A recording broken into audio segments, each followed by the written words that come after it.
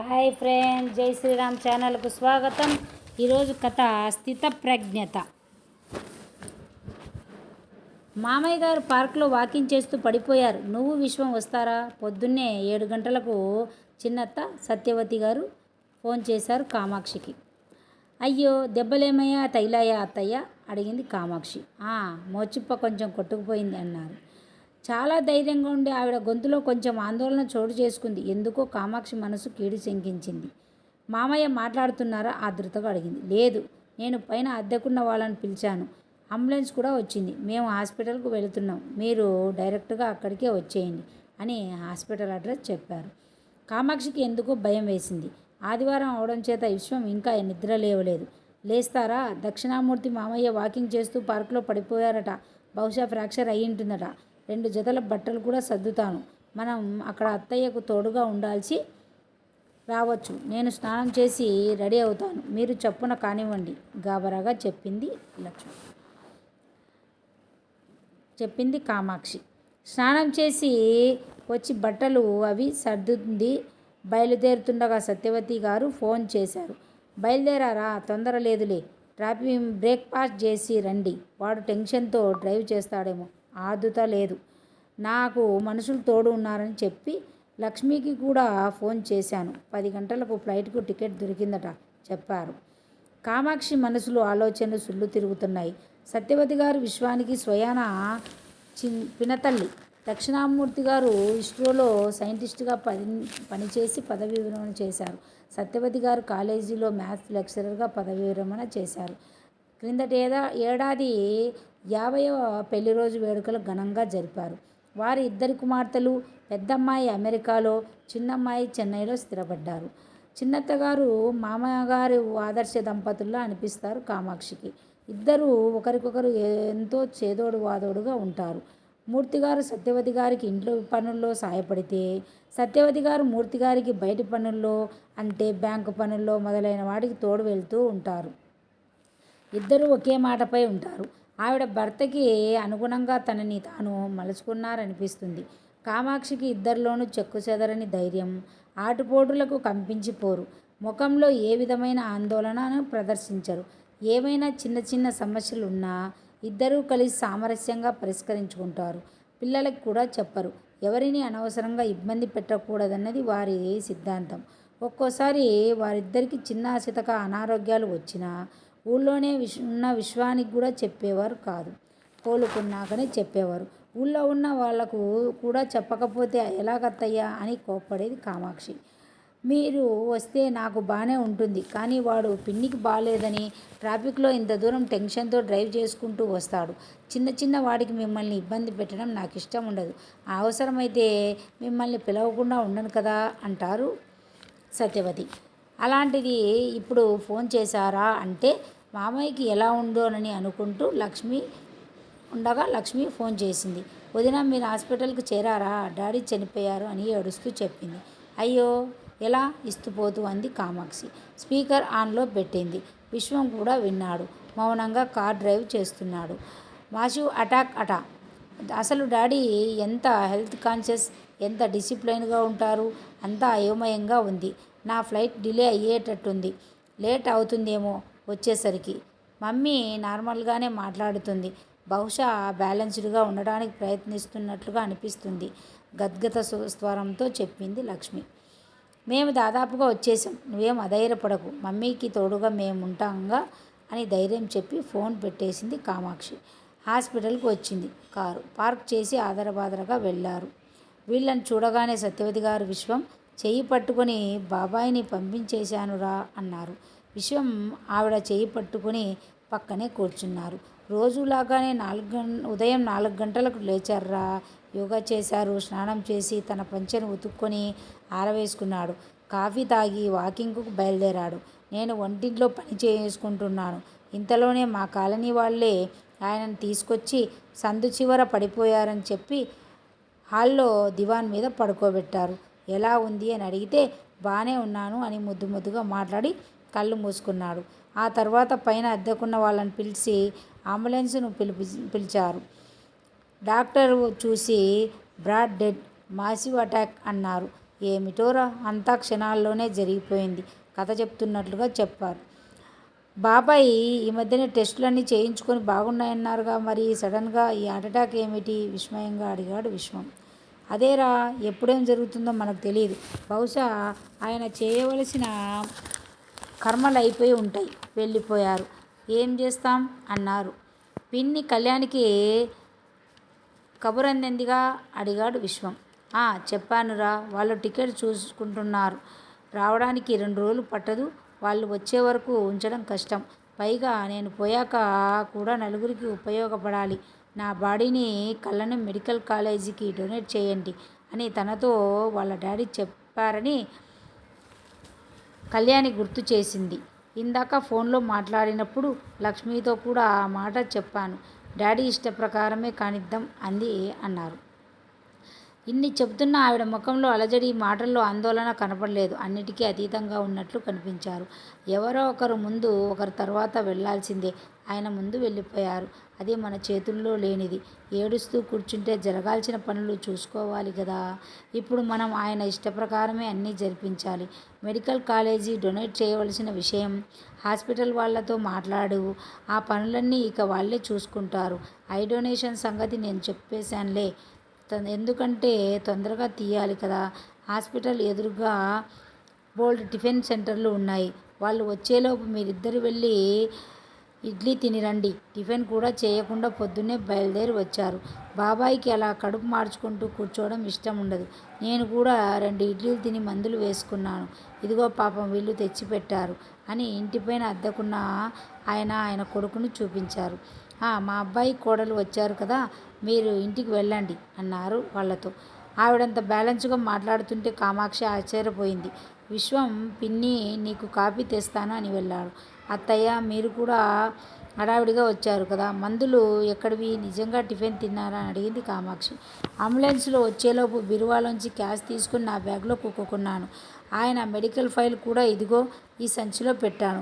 నా మందులు కొన్ని ఎప్పుడు నా హ్యాండ్ బ్యాగ్లో పెట్టుకుంటాను కదా. టిఫిన్ తిని వేసుకున్నాను. నేనేమీ అయిపోను. కానీ విశ్వం, కాఫీ తెచ్చాక మీరిద్దరు వెళ్ళి టిఫిన్ తినరండి. అనేక క్రతువులు మొదలైతే పూర్తి అయ్యే వరకు సాయంత్రం అవుతుంది అన్నారు. అలాంటి పరిస్థితుల్లో మనిషి కాళ్ళు చేతులు ఆడవు. కానీ ఆవిడ అచేతనంగా అయిపోకుండా ఒకరు ఎలాగ సమర్థించుకుంటున్నారో ఆవిడ గుండె ధైర్యం, సమర్థత గురించి అత్తయ్య ద్వారా విన్నాను. ఇప్పుడు చూస్తున్నాను అనుకుంది కామాక్షి.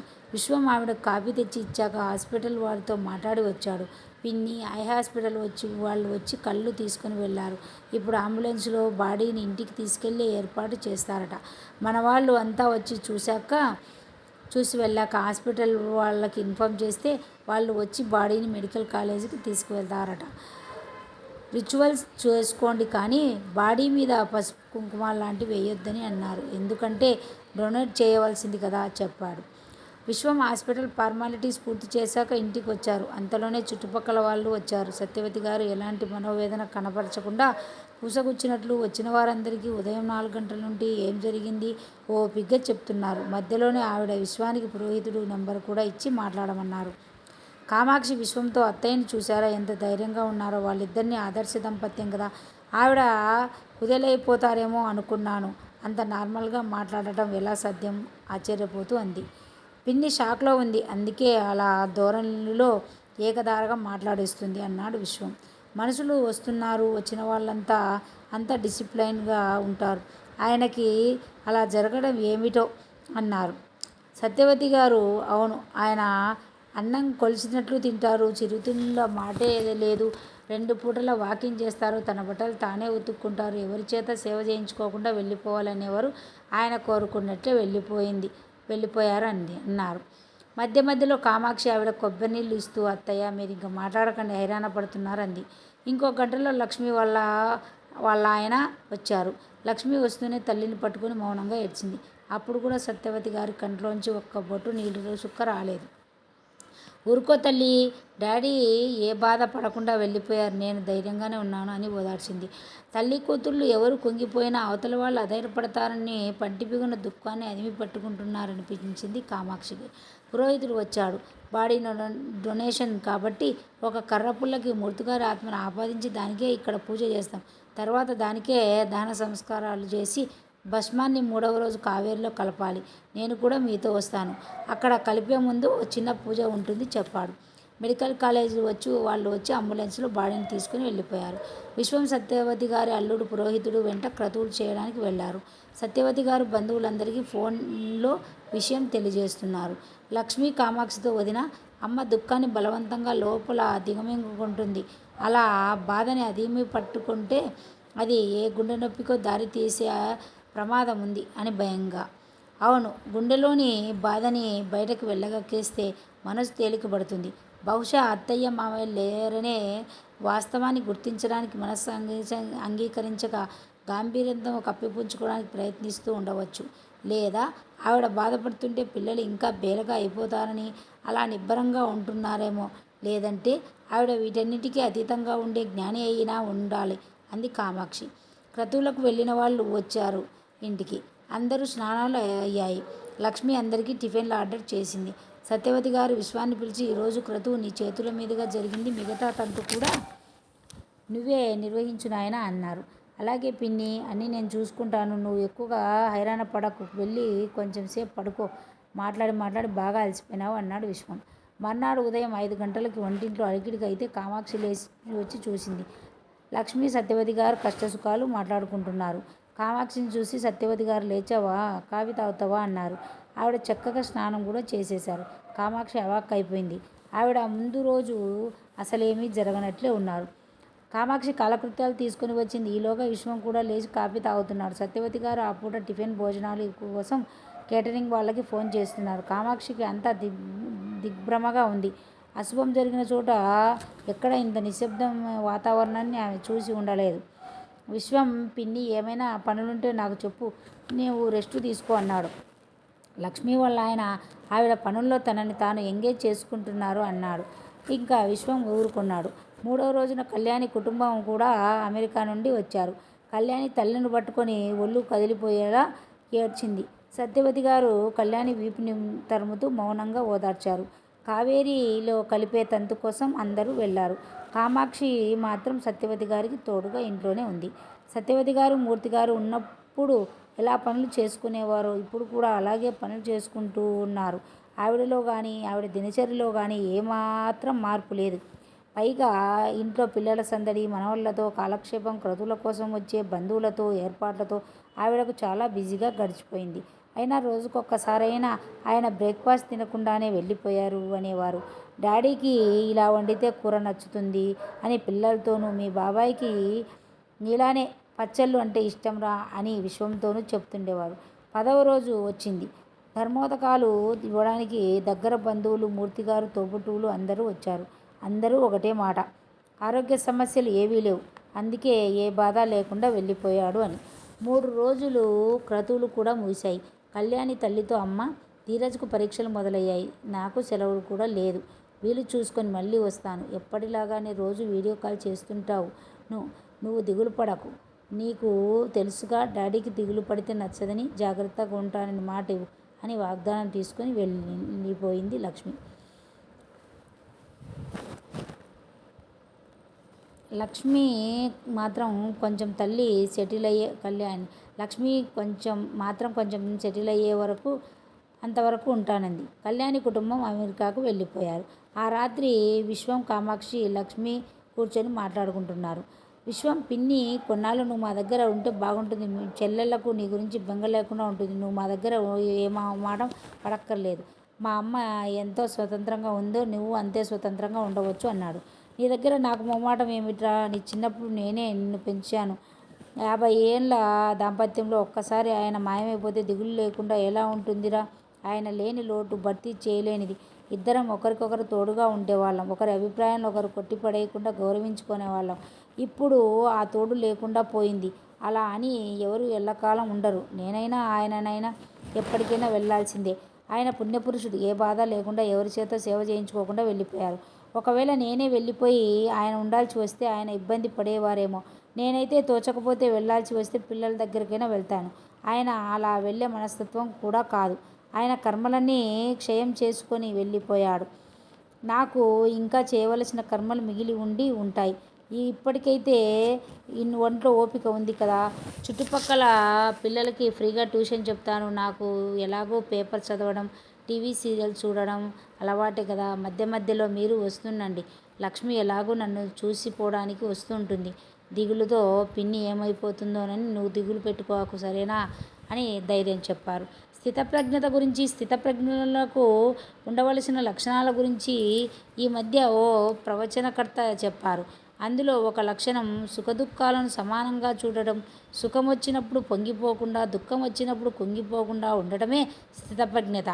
ఋషులకు, జ్ఞానులకు మాత్రమే ఇది సాధ్యమవుతుంది. కానీ మనలాంటి సాధారణమైన మనుషులకు అదెలా సాధ్యమని ఎప్పుడు చెప్పేదాన్ని. స్థితప్రజ్ఞులు అంటే కొండల్లోనో కోణల్లోనో ధ్యానం చేసుకుంటే జ్ఞానులు మాత్రమే అనుకునేదాన్ని. కానీ మీలాంటి సామాన్య గృహిణులు కూడా స్థితప్రజ్ఞులే అని ఇప్పుడు అర్థమైంది. మామయ్య లేరని వాస్తవాన్ని ఎంత హుందాగా అంగీకరించారు. మీరు భగవద్గీత చదవలేదు, ప్రవచనాలు కూడా వినరు, మీకు ఇంతటి స్థితప్రజ్ఞత ఎలా అబ్బింది ఆశ్చర్యంగా అడిగింది కామాక్షి. స్థితప్రజ్ఞత లాంటి పెద్ద పెద్ద పదాలు నాకు తెలియదు. మీ మామయ్య కంటికి కనిపించకపోతేనే ఆయన నాతోనే ఉన్నారని భావిస్తున్నాను. అప్పుడు ఆయన లేరనే భావన కలగదు. కష్టసుఖాలు జీవితంలో భాగాలు రెండూ అనుభవించక తప్పదు. పేలగా దిగులుగా ఉంటే ఆయనకు నచ్చదు. సరే, చాలా పొద్దుపోయింది, ఇంకా వెళ్ళి పడుకోండి అని తన గదిలోకి పడుకోవడానికి వెళ్ళారు. పిన్నిని చూసి మనం ఎంతో నేర్చుకోవాలి. చిన్న చిన్న ఇబ్బందులకే మనం తనకెందులైపోతాం. జీవితాన్ని కుదిపేసే సంఘటనని కూడా తన మనోధైర్యంతో ఎంత అవలీలగా ఎదుర్కొంది అన్నాడు విశ్వం. అవును అన్న, మమ్మీ ధైర్యంగా ఉంటే నాకు అంత దిగులు ఉండదు తేలికపడిన హృదయంతో అంది లక్ష్మి. స్థితప్రజ్ఞత గీత ప్రవచనాలకి, పుస్తకాలకే పరిమితం కాదని, ఇంటి 4 గోడల మధ్య కూడా సాక్షాత్కరించవచ్చని అత్తయ్య ఎంత హుందాగా నిరూపించారు అనుకుంటూ భగవద్గీతలోని దుఃఖేష్వానుద్విగ్నమనః సుఖేషు విగతస్పృహ వీతరాగభయక్రోధ స్థితధీర్మునిరుచ్యతి శ్లోకాన్ని అప్రయత్నంగా మననం చేసుకుంది కామాక్షి. Please subscribe.